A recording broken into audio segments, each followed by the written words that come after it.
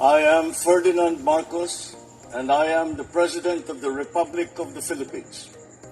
I stand today on behalf of 110 million Filipinos. Everyone, hello universe, it's me again. Shout out sa inyo mga kababayan. Meron akong upload videos dito. Ewan ko kung ano po ano ba talaga ang totoo, 'di ba? Tungkol po dito kay Mr. Madriaga sa pag isiwalat niya tungkol dito sa kay Sara Duterte, no? Na alam niyo kung ano po ang katotohanan na yung campaign funds niya ay galing sa Pugo. So, no? Especially itong pagbisita niya diyan sa BGMP. Sa ano ba? Kadiwa ba 'yan? Sa Bagong Diwa pala, no? Sa Camp Bagong Diwa, Taguig City. Eh 'di ba bumisita siya diyan. Sino bang binibisita niya? Ang sinabi ay walang iba kundi si former bagman niya na si Mr. Madriaga. Ngayon, mga kababayan, ito na naman bagong twist. Ano ba talaga ang totoo? Ito na naman si Secretary DILG. Mayroon siyang sinabi dito, mga bes. Well, for me naman, I think baka ibang story na naman tungkol dito kay Tebes. Iba na naman kay Madriaga, no? Sabi dito mga kababayan, basahin po natin para kumpleto detalyado. Kayo na po ang bahalang humusga at magkomento, dagdagan nyo yung sinabi ko, okay? Para malaman din ng bawat isa yung ano ba anong pananaw nyo, 'di ba? Ito, basahin ko Sabi dito mga kababayan, Dihins kay Ramel Madriaga. BP Sara Duterte bumisita sa kulungan ni Arnie Tebes. Di ba? Today is December 24, 2025, guys. Shout out sa inyo mga kababayan, sa mga Marcos Lily supporters, Filipino and OFW. Once again, Merry Christmas sa inyong lahat, mga kababayan. Magandang umaga po. Ayan. Sabi dito mga kababayan, ayan sinabi ni Interior and Local Government Secretary John B. Cremulya na hindi si Ramel ang binisita ni Sara Duterte sa Camp Bagong Diwa sa Taguig City. And goes. Ano ba talaga mga kababayan? Well, hindi kaya na-inform si Secretary John B. Cremulya at hindi niya ba napanood yung sinabi ni yung abogado ni Mr. Madriaga, si Attorney Palad. I think baka hindi na-inform si Secretary DILG,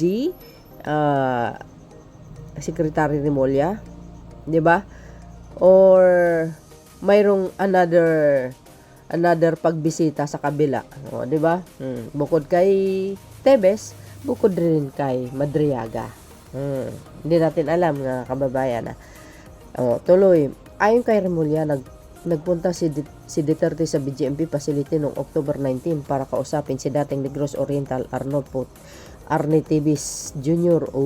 Goes. Ayan pumunta siya roon pero kinausap niya si Arnie Tebes, hindi si Madriaga. Ano ni Remulla sa press conference nitong Martes, December 23.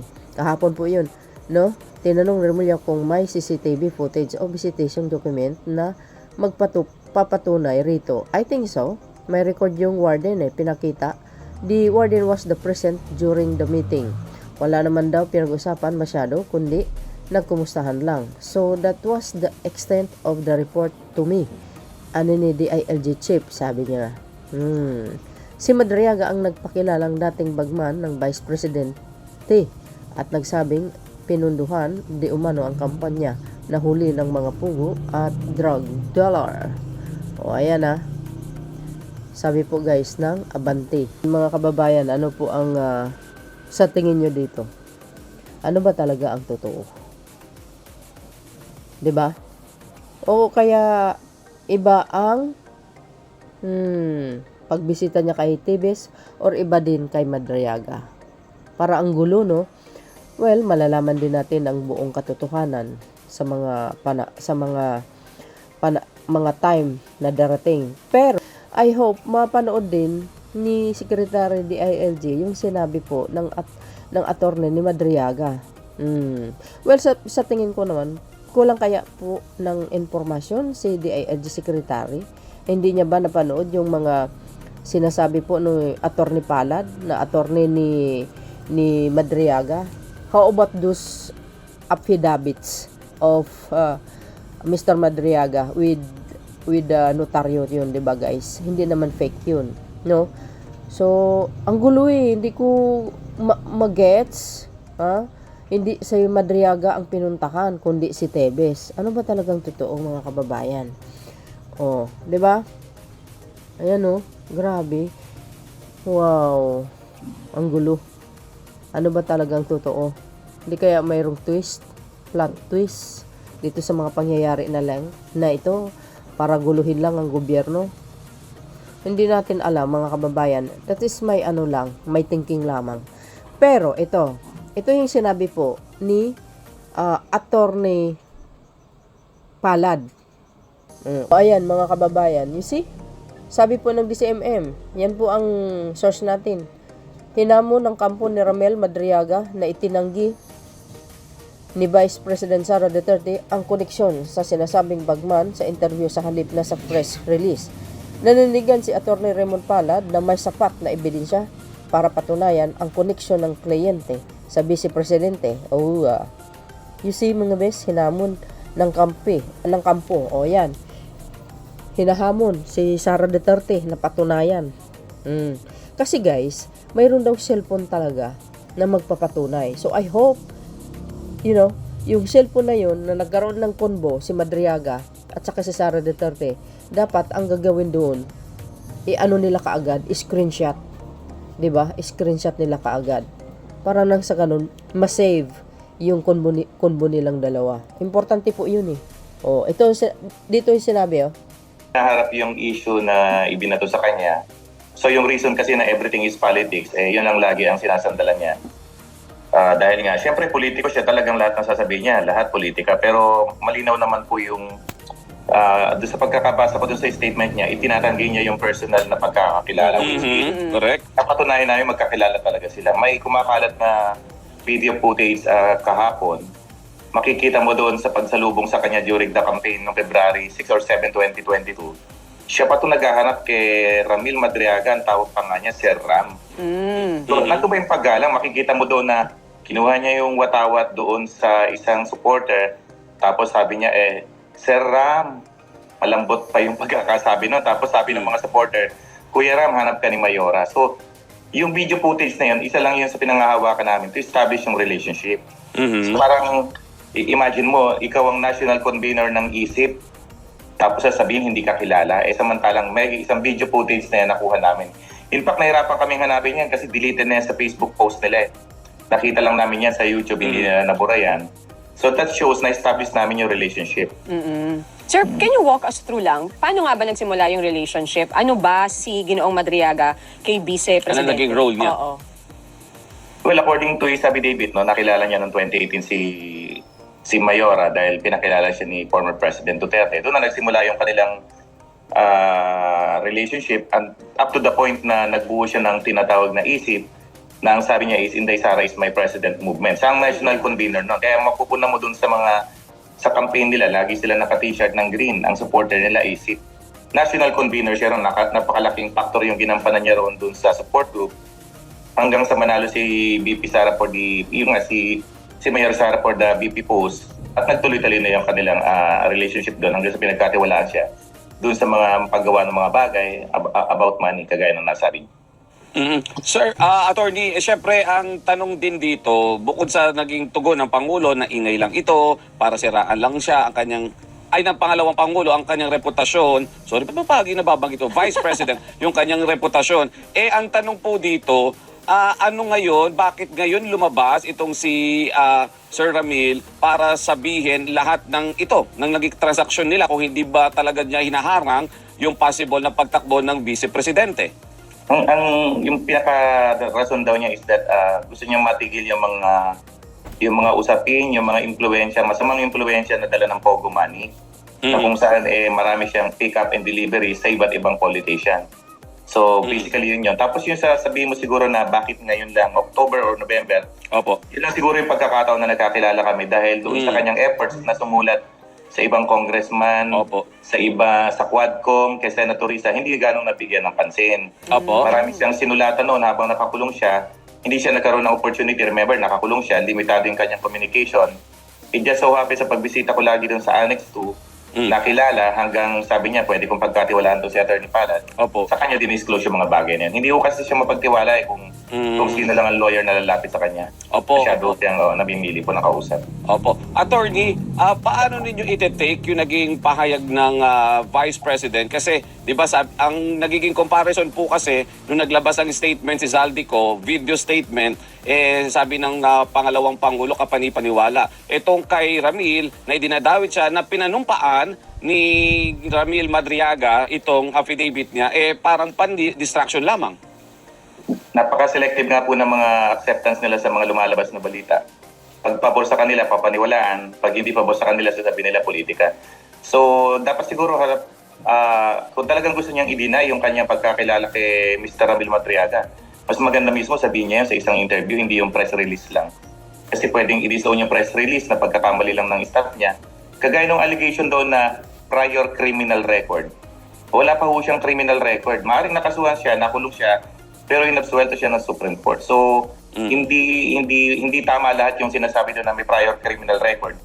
Kung may prior criminal record yung tao, bakit pala siya naging convener mo doon sa isip? Siya pa yung ginawa mong tagahawak ng isang bagay doon during the election. So, idinikit ni VP Sara yung pagkatao niya kay Ramil Madriaga. Hindi niya may tatanggi yun kasi napakaraming pictures na nakuha kami sa Facebook. Antayin pa natin kung makukuha natin yung mobile phone ni Ramil Madriaga sa korte. Mas marami pa yung laman yun. Ano po ang masasabi niya sa sinabi ni Atty. Pala? Di ba? Sabi niya kasi ni Sara Duterte na hindi niya daw kilala si Madriaga, samantalang ang daming ebidensya na nakita natin sa social media, 'di ba? Na nung nag-campaign siya, nandoon si Madriaga lahat Tapos may litrato silang dalawa. How come na hindi niya kilala si Madriaga? Dahil ba naiipit siya sa mga nalalaman ni Mr. Madriaga na totoo? O, di ba? O, to deny as in. O, grabe, di ba? Galing sa Pugo yung campaign funds niya. Tapos, ang dami pa no? Mga isiniwalat ni Mr. Madriaga. Biro nyo yun. So, sa akin lang ito Sa tingin ko, ito parang drug lord queen ang datingan sa akin, mga kababayan. So, well, ang katotohanan lang ang makapagsabi sa takdang panahon. Kaya abangan po natin, no? Sa kabila namang banda, hindi po natin alam kung bakit sinabi ni DILG Secretary Remulla na si Tebes ang binisita niya, di ba? Hindi si Madriaga. Or else, baka sa kabilang kulungan yun. Iba naman kay Madriaga.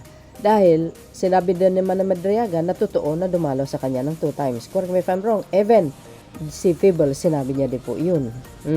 Ano bang totoo? Hindi natin pwedeng i-judge si Secretary Remulla kasi I think on process pa rin ang investigasyon tungkol dito, no? Baka may nag-inform sa kanya na dumalaw din si Sara Duterte kay Tebes. Di ba? Marami kasing anggulo yan pwede naman sabihin na, well, pumunta siya sa BJP, dinalo si Tebes, hindi si Madriaga. Baka sa ibang mga araw, niya dinalo si Madriaga. Baka ganun ang nagiging pahayag ni Secretary Remulla. Pero wala tayong masyadong proof sa resulta ng investigation kasi on process pa naman yun, mga kababayan. Ito po yung mga litrato Ayan pa yung sinabi niya, guys. Wala akong personal na relasyon kay Ramil Madriaga. Hindi ko po siya nabisita sa bilangguan. Sabi po ni Sara Duterte yan. Pero mga kababayan, confirm po yan, positive po, na bumisita po siya. Si Atty. Palad po ang mismong nagpapatunay. Totoo po yun. At marami pang witness na magsasalita na totoo. No? Totoo po na bumisita siya kay Mr. Ramil Madriaga. Yung isa daw is kalahating gabi Oh, 'di ba? Biro mo nyo 'yon. So ibig sabihin, 'di ba? Gagawin mo si Raulo yung tao na mismo na kilalang kilala mo na at alam niya ang buong kalakaran nung araw ng nangampanya ka, 'di ba? Kaya para sa akin guys, legit eh. Yung affidavit ni Mr. Madriaga. So, dahil diyan, abangan po natin ang mga kaganapan dito tungkol dito sa investigasyon na ito. Todo deny talaga yan. Siyempre, sino ba naman ang stupidong babae or sino man aamin, lalo na po pag nasabit ka sa mga ganyang klaseng mga hindi magandang gawain. Siyempre, deny ka talaga, di ba? Tulad niyan, mga kababayan, naglabas si Attorney Jesus Palsis na isang larawan na kuha umano noong campaign caravan noong Pebrero 6, 2022 sa Sorsogon, kung saan makikita magkasama si Vice President Sara Duterte at Ramil Madriaga. So bakit i-deny ni Sara Duterte yun? 'Di ba? Na hindi niya kilala si Madriaga.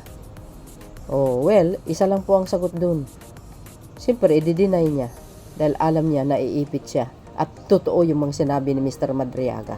Ganun lang kasimple yun eh. Kasi kapag hindi ka involved sa mga ganyang masamang gawain, 'di ba mga kababayan? Siyempre, no one can witness, can tell the truth, nothing but the truth to the public na itong tao na ito involved o may ginawang kasalanan, may ginawang kabalbalan, 'di ba? Walang taong ganun. Kung malinis ang pagkatao mo na hindi ka involved sa mga sa mga maanumalyang gawain. 'Di ba?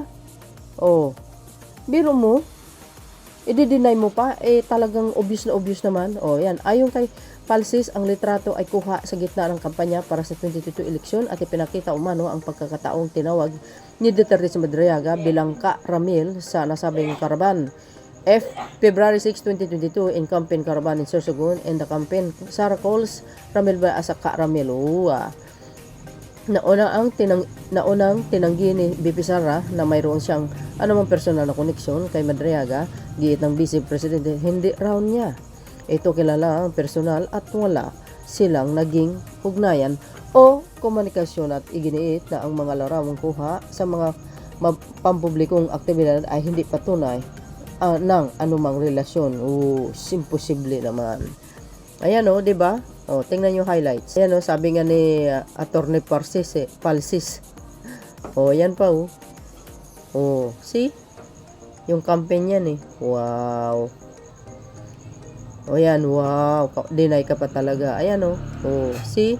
May hawak pa nga, matawat So yun mga kababayan, ano po ang kapalagayan nyo? Kayo pa balang maghusga. See you again on my next upload. Bye. Yan babus. God bless Philippines. Abangan po natin ang susunod na kabanata. There's more. Advance Merry Christmas everyone.